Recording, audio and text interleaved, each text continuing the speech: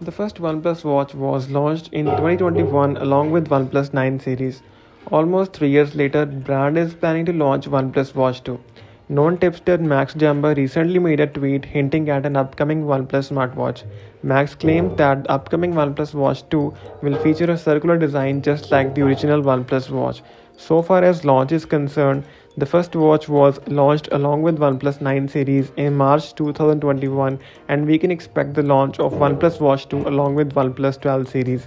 OnePlus usually announce their flagship lineup in month of Feb or March. If you look on last year's OnePlus 11 series, it was officially announced in month of Feb.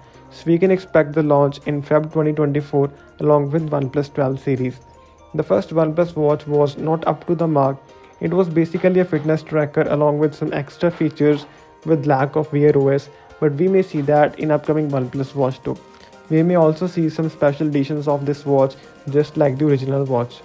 That is all for this.